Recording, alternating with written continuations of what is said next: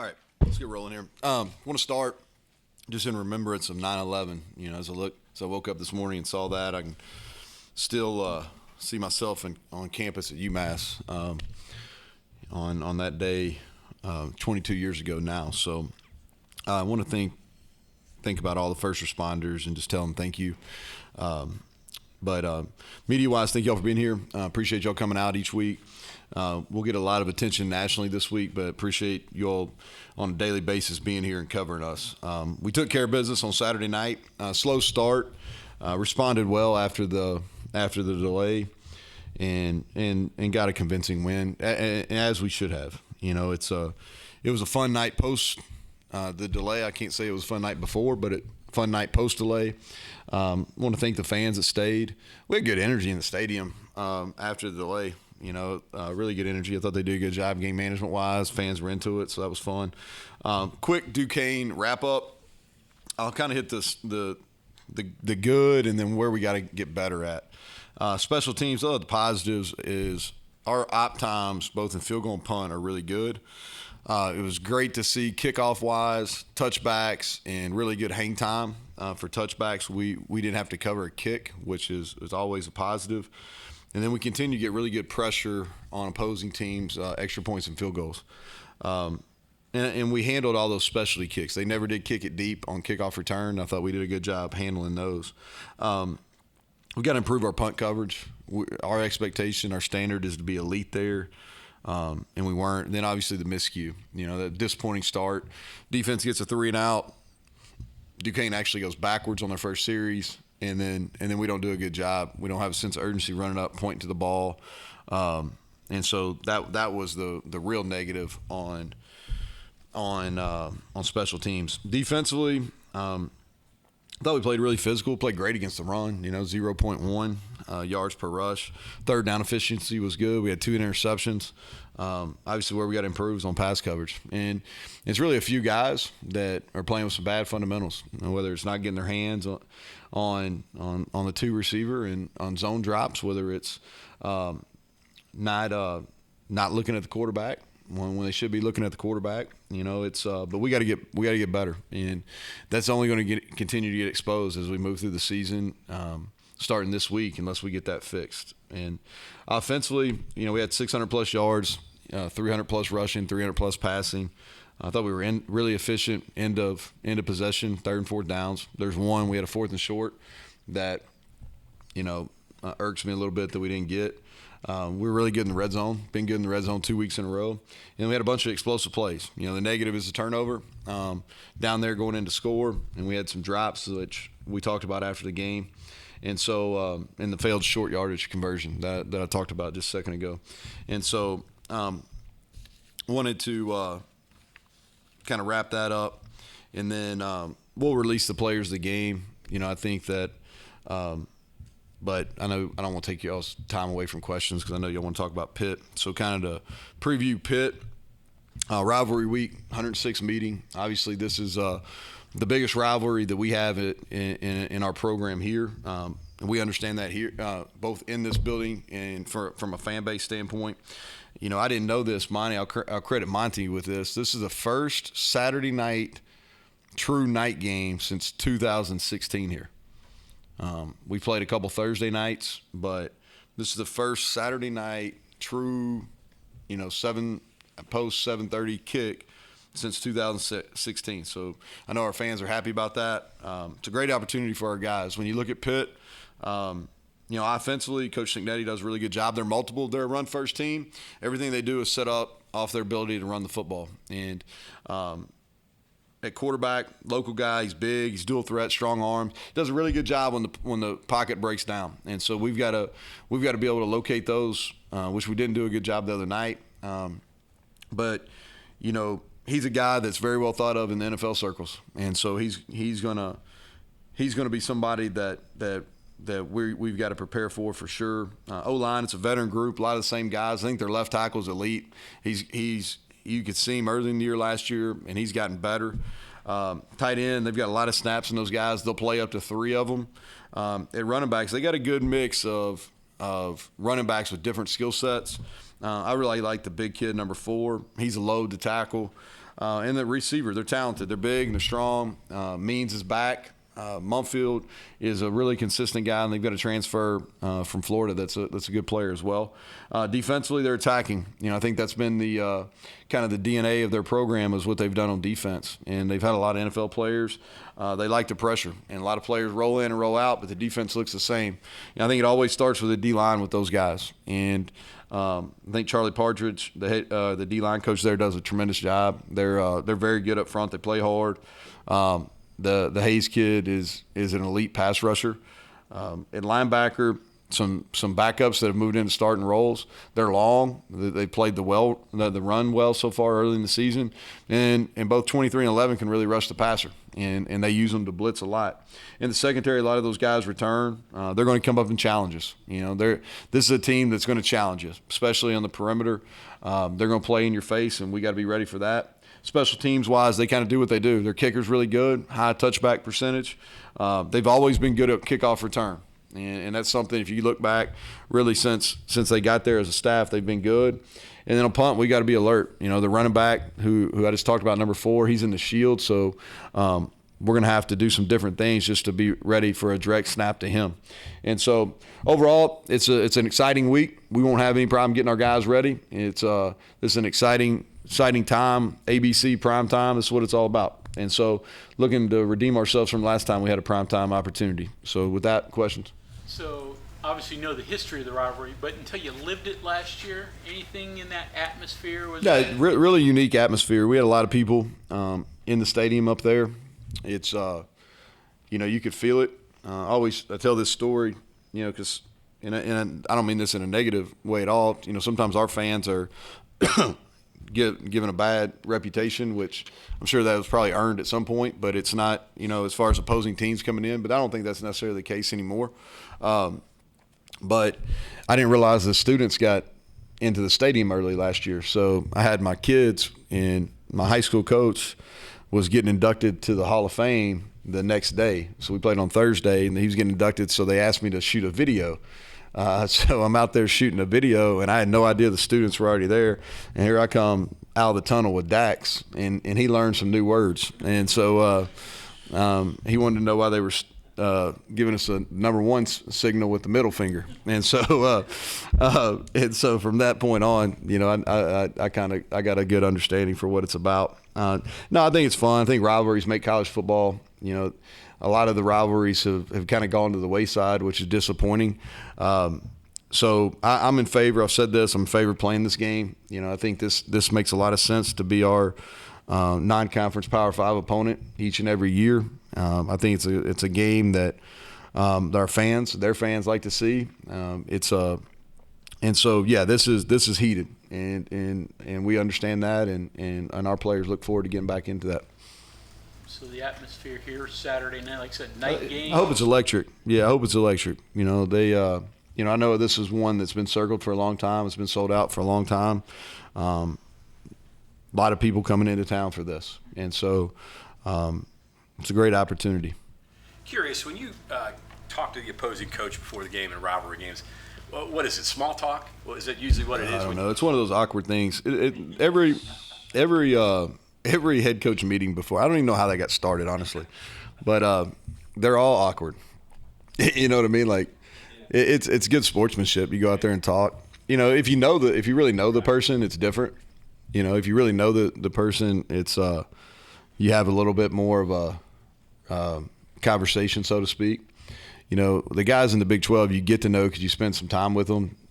A couple times a year, but those are pretty. You talk without saying anything. I got you. It's funny you asked about that. They're rather awkward. Injuries for you guys? Anything that you can mention? No, I think that we're hopeful at receiver that we're going to get EJ, and this will be his first outing of the season. He practiced today, was trending that way toward the end of the week. I didn't see anything different. Traylon Ray worked limited today. I'm hopeful tomorrow will probably tell the story for him. Asani Redwood is back. He's going to fully participate in practice tomorrow. He did today as well. So that's a positive. We'll wait and see. Oliver left the game the other night, didn't come back. We'll wait and see how he progresses. Anybody else that you're wanting to know about? Devin, he practiced today. Yeah, he practiced today, and he'll play as long as he stays good all week. Yeah, Justin, he'll be back. Yeah, he'll be back. He probably could have gone on Saturday. We were careful. He didn't practice last week. He got hurt there close to the end of the Penn State game, but he practiced today, and we're hopeful he'll be able to go as well. In terms of Jakovic, obviously he's been around a while. Yeah, a long time. Yeah, so what have you noticed? I don't know, maybe if you've got to watch film or anything yet of him this year, of him now versus years ago. How has he changed as a quarterback? Things like that you could give in terms of what you feel of him. Well, I think he's played his best football with Cignetti as his offense coordinator, both at BC, and this is, I think it's his 6th year, right? Yeah, and I know he's got I don't know him personally, but I can assume him coming back to the area where he's from. He's a Pine Richland kid. Coming back and playing for his school in his home city means a lot to him. And I saw him early in his career at BC, and then I saw him last year when they played Virginia Tech because they played him right before us. And then obviously watching him here and watching him at the end of last week and then against Wofford and then yesterday and early this morning. And the thing that really strikes you is how big he is. He's a big man. And so, and he's not a guy that's like, sometimes you see those big guys and they're just standers in the pocket. They're going to stand. He's not. He moves well. They do a good job of, it's a good mix of under center and some pro style looks and then some gun, and they have him read. And when he pulls the ball, he's effective as a runner. Though he's got a strong arm. Throws a deep ball. I'm sure they were disappointed they didn't connect as many against Cincinnati. I'm sure that's something they're really working on. They did versus Wofford. And so, but he's a guy that you can tell he's cerebral. You can tell he's up there. He's checking plays for those guys. The scary thing for me is when he breaks contain, and he gets out on the perimeter and he has the arm talent. He has the ability to run, and he's a lot bigger than most DBs. And then he's got the arm talent to really, when he gets out of the pocket, whether it's left or right, to throw the ball down the field. And so that's something that we've really got to be prepared for. And he's won a bunch of games. He took BC to a bowl game really young when Jeff was the head coach there. And so this is, I'm sure he grew up in this rivalry too. So this is a game that's going to mean a lot to him. As a quarterback scrambling, has that been the biggest issue in pass coverage so far? No, we've got a lot of issues, but the quarterback scrambling is he hurt us the other night, and we were pretty vanilla. The other night we've made some adjustments since Penn State, and hoping that because we were better, we may not get give up some pass plays. Obviously, that wasn't the case. We still gave up some, but we broke contain. Really didn't hurt us against Penn State. Their quarterback got out one time and made a nice play on scramble. It did hurt us the other day. The kid from Duquesne made some plays out of the pocket, and they did. And let me say this: schematically, they did a nice job. They slid and used a tight end and a running back to the same side, which you don't see a whole lot. Which I thought that was smart by them. But our issues are eye violations first and foremost, and second is not getting our hands on receivers and allowing them free runs. So with Devin back, assuming, what's Hudson's role? He's gonna play. Yeah, he's productive. He's gonna play. He's both those outside guys are pretty much interchangeable, and so Devin will play, and Hudson is he put up big numbers, and so he's going to continue to play. We might flip him over and play more at X and when Devin comes back and plays Z. What's it like as the head coach to do those scholarship awards? That's fine. That's one of the best. That's one of the best things. And really, when you do it, so just talking about Hudson in particular, right? I really like to do it when you bring the family in. I think that makes it more special. And I need to connect. That reminds me, I need to connect with Hudson's mom and dad. But we try to do that where we bring the family in because those are really like good moments, and you like to share them. But we've had a couple where we did it right, kind of spontaneous, and I think that's like, people need to understand we talk about production all the time. So when you have production and you perform well, I think you need to be rewarded. And so I just felt like it was the right time the other night. But in Hudson's case, when he got here, he was really under recruited for whatever reason. He was under recruited, and sometimes when you get guys like that, you worry. Okay, what's the deficiency? Well, we learned really early on in him being here that he could run. Like he's probably the second fastest in our room. Like he legitimately can run. He ran 22.7 the other day on a GPS unit, and that's flying. Like that's really fast. And so if they can run and he has the work ethic, he already had ball skills. He was well coached in Martinsburg. He had a good understanding of route techniques.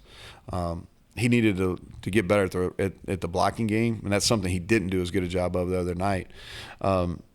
But for us, so we knew that, and he showed up. We play this, we call it Monday Night Football. We do it today, where it's our development guys. And the kid made plays. Like every time we did it, he's making plays. And then in the spring, he showed up. Sometimes he made them, but you knew he had talent. In fall camp, same thing. He made plays here and there. Wasn't as consistent, but you knew it wasn't a talent issue. It was just, hey, he needed reps and he needed some opportunities. And so he did a really nice job on special teams. He started on 2 units against Penn State. And like I said, Devin just said, I watched him in warm-ups, and I'm like, he can't run full speed. Like, Devin wanted to play. He was upset with me because I told him, I was like, you're not running full speed. Like, we're not going to play you in this game. And so Hudson literally found out he was going to start and play a bunch of snaps, like right before we went out. And he took the most of it. And so I think the scholarship was going to happen as the year went on anyway. And so, why delay it when he had that performance? Speaking of him and the idea of West Virginia kids playing for you, a lot of people said you couldn't, recruit West Virginia and be successful. What made you decide to approach it that way? And you've obviously had success bringing them in, and they've been good players. Yeah, well, I think timing. A lot of it's timing. We were fortunate. I don't know if we'll ever have, 3, elite offensive linemen that can start at the same time. I think that's timing. We've had some unfortunate timing in some things, but we've been really fortunate with that. That we have Zach and Doug and Wyatt all at the same time. So I think there's a little bit of good fortune, and I'd be the first to admit that. The other thing is I think the walk-on program goes way before me. I think there's a long, long history of West Virginia kids walking on and earning scholarships and playing a lot of football. And the way I always thought, and it's still I think about this, if you can have about, at minimum, a quarter of your roster as West Virginia kids, then I think that's a really good makeup because, a lot of those kids from a walk-on standpoint, if they continue to play and they stick with it, they're going to earn scholarships. And then if you figure there's going to be anywhere from 2 to 4 in the state every year that are Power 5 type kids, and you get those guys, then you're going to be right there in that quarter of a roster. And that's really important because, those guys, I don't have to go in and tell Doug Nestor about the backyard brawl. I'm not telling Zach Frazier about the backyard brawl. I'm not telling Hudson Clement. If they're from different places, they know about the rivalry, but there's some education that goes in that's involved there. And then this is a unique situation because you're truly the state's team and you're playing for the state, and there's this real close identity between the state of West Virginia and the university and the football program. And so, those guys get it that are from here, and so they're able to communicate that better than I can, because they've lived it growing up. And so I hope that answered your question, Bob. Let me ask you this. They talk about the transferring high schools now and Yeah. creating mismatches and stuff like that. Does that help you, hurt you, as far as developing? No, I just think I don't know. I think everything's trickled down. It's I'm probably more old school in that approach than most things. I just think there's something unique about representing the community you grew up in, and I think you have some real allegiance there. I don't think it really affects us at all. From a recruiting standpoint, you got to keep up with where they're at, but it's been that way in Florida and some other areas for a long time. And so it really doesn't affect us recruiting. It makes you sad a little bit that people bounce around, but it really doesn't. It's not a positive or a negative for us in recruiting. In terms of going into a big rivalry game, what are the strengths, weaknesses, differences of having it after a few games have been played, week 3 versus last year, week 1? Yeah, I don't know if there's I think there's a place for week 1 because if you think about it, if you go back, I mean, game day's there on that Thursday night. There's live feed. I can remember, being in the hotel and they're talking multiple, how many times they put SportsCenter on. They're talking about the backyard brawl and kicking off college football. So I think there's, you could make a strong case for it's beneficial being game 1. From a just a pure coaching perspective, you like to get some games under your belt before you play what your fans see as your most important game. So I could argue it both ways. I think that we know a lot more about our team right now than we did going into week 1 last year. Got a question for you here. Got into the analytic rabbit hole here, and I was looking at Garrett's passing numbers, and there's a big variance in that first quarter. I mean, that's his lowest completion percentage by far. It gets better as the game goes on. What can you deduce from that? Well, he's a ball of energy. So that's what so that's his greatest strength. So you don't want to necessarily, he does a really good job of being that energy guy all the time. That probably works against him a little bit at start of the games because he is so amped up. And so we've got to figure out a way, as a staff, and I'm talking about, everything from our sports psych people to, our strength and our sports science into coaching to get him to calm down a little bit, where he can execute it a little bit higher. Because when you're amped up like that and you're full of energy, like he's got like his ball. I'm not trying to get too specific here, but he throws a really tight ball. Like if you're ever down field level and y'all watch him throw, like he's got RPMs on his ball. Like it's a tight spin, and when he gets really excited, that ball comes out hot, and those balls are hard to catch sometimes. So, and he knows this, and he's conscious of it, but it hurts him a little bit early in the game. So he'll get better at it. It's just handling those emotions. I think leads the country in sacks over the last however many years. Yeah, they're number 1 last year. How do you get Garrett ready for that? Well, I think we got to help him schematically first and foremost. They do a really good job of scheming protections. And let's face it too. Now they've had good players. They've had good players on the front. They've got good players this year on the front. They do a really good job of scheming protections and trying to get you in one-on-ones. And we've got to do a good job helping him out by not necessarily getting our guys in bad matchups and then not having plays called where he's got to hold the ball. But they've done a really good job rushing the passers. They were number 1 in the country last year, and they've done a good job of putting pressure on the first 2 guys they played as well. I think first looked at Garrett kind of had some bad luck with drops of receivers. It seemed like he did not. The energy didn't come out there. Yeah. He kept it together. Did you observe any of that stuff? It's funny you asked that because we actually had that conversation. I was telling him yesterday. He probably handled that. He handled it better than I did, first of all. But he's probably handled that as good or better than any quarterback I've ever had. If you go back and look, I mean, he threw 2 really dime throws that should have been touchdowns, and he threw another one on an outcut that should have been a first down. We had 4 legitimate drops in the game, but it didn't faze him one bit, and totally unsolicited. I kind of peeked back there, and he's over there talking to the guys that didn't make the catches, and he didn't. And he did the same thing. I think we had 2 drops at Penn State, and he really didn't. He didn't let it affect him. At Penn State, I think we were able to overcome those and still got first downs in that drive. Now you've gone through one backyard brawl, back to rivalries. Mm-hmm. How does it compare to the rivalries you saw on Friday nights in Boyle County, the ones you saw at UMass, and the ones you saw as a coach? Well, I think there's when I was in school, so like none of you all are local people, but like it was unique when I went to high school. So it was my high school now is, I'll get in trouble at home for saying this, but the high school that I went to, Boyle County, is really, it's grown into one of the premier programs in the state.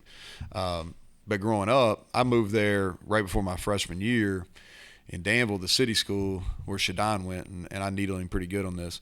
They had beaten us. I don't know. It was like 17, 18 straight years. And so then we were able to flip it my junior year, and it's really stayed flipped for a long time.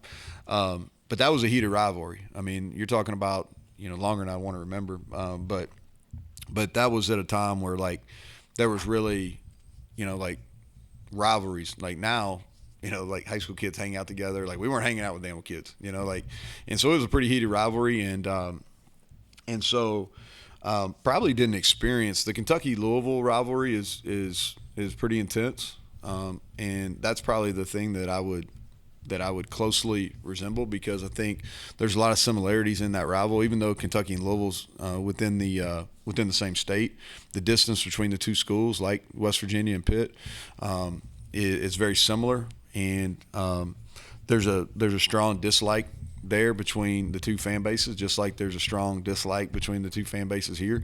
So I think that probably is the rivalry that probably closely resembles it. It doesn't have it's nowhere, not anywhere in the same vicinity of having the history and the football programs from a rivalry standpoint. I think that was not so much this year, but last year, really digging deep into that and learning about the history of the rivalry and some of the classic games. And I don't know.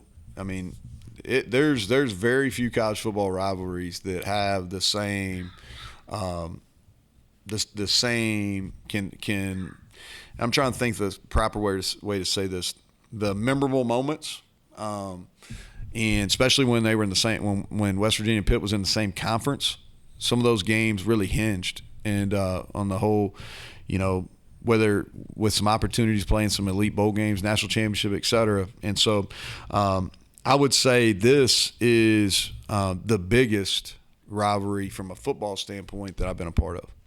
I said a lot to say that. Played a lot of players, a lot of young guys who were probably redshirt. Anybody jumped out at you when you went back and watched among those that may not even play anymore this year? Yeah, Johnny Williams on the front. I thought he's a guy we've been excited about. I talked about him some in fall camp. I thought he did some nice things. Obviously, Jaheim was productive. We kind of expected that. He'll continue. His role is going to continue to grow. DJ Oliver, he showed, he's got to continue to work on some things, but I think you saw what kind of guy he is. He's a downhill runner, and he but I thought that was good. Sully Weedman is another offensive lineman I thought did a nice job. When you turn it over to defense, Corey McIntyre, we got him some snaps. He's productive. He's got a bright future. I thought and then Ben Cutter, we played him a lot. And he did some things that were really good, and he got exposed in a couple areas. He knows he got to get better. But he's the guy that we're going to need to play as the year progresses. You said after the game, back to the drawing board, secondary stuff, personnel, scheming. Well, I think that we've got 2 games now. And without getting into it here, I mean, there's going to be some playing time. There's going to be some decisions made, like that. We've got 2 games on film where some people have not performed as well, and their playing time will decrease. Hopefully, Marcus Floyd's back this week too. That's the other one that I should have mentioned. He practiced today, and hopefully he'll look good tomorrow. And he's another guy that's played a lot of that'll help us back there. But there's going to be some demotions and some promotions and some decreased snaps from some people. The numbers aren't great there, just for the people you have at 4 or 5 safeties, 4 or 5 corners. When you have a situation where 2 games aren't great, you might make a change. Obviously, you have to keep those displaced people involved, engaged. They're not getting fired. They're just some snaps are just going to get decreased. But our numbers are not as good as you would like. We've had some evaluation mistakes at that area, but we've also, I really feel like our personnel, while it's not perfect, our personnel's better than what we performed. And so we've got to get out and, like I said, schematically, there's a couple things that we can do that we didn't do, that we knew after the Penn State game. We just didn't make those changes in the Duquesne game just because we don't put them on film. And so we'll put those, we practice them all week. We'll put them into effect this week, and hopefully that makes a difference. To that end, is switching it up and promotions and demotions, you talked about, for lack of a better phrase, is that more because you got a couple games on film, or because now you're going up against the veteran high-level QB No, it's more about putting it on film. Yeah, because I think what happens is you have practice, and practice is really important, and this is the way I always think about it is you have no chance if you don't prepare well or practice well. You have no chance. But just because you practice or prepare well doesn't guarantee you success. And so there are some issues some people have. You hope you can correct it, but there are people that have issues that from carrying over practice performance into game performance, and there's a difference. And so some of these guys that have been playing have practiced well, but it hasn't carried over to the game. So we've got to give some other guys some opportunities. Trey Miller, is he? So I don't know. We're going to kind of go back and forth. He's not going to play this week. And it's really, ball's kind of his court. We want to make sure he gets healthy. And so hopefully by the end of this week I'll be able to make an announcement on it. But I don't want to put any pressure on him. You have a lot of students on Saturday at the game. What do you want to tell them going into this week? Yeah, they're excited. They're excited. One of my favorite things I get to do is go on campus on Friday, and it helps me feel young. So, so they were out in full force this Friday, and all the student government and the maniacs and everybody were out there, and it was fun. And we'll have an even better showing on Friday, or this Friday coming up on campus when we go back to the mountain layer. To me, the students always set the tone for a stadium, and I think that their energy is felt and it's appreciated. The maniacs in particular do a great job, not only for football. I go to soccer on Thursday night for the Izzo Bowl, and there's a ton of maniacs there at that game, and it's pouring rain, and a lot of them stayed. So I'll give them credit for that, and they stayed during the pouring rain of football too. So I love for the students to come, and I hope they have a good time getting warmed up for 7:30 kickoff. So, all right, y'all have a good week.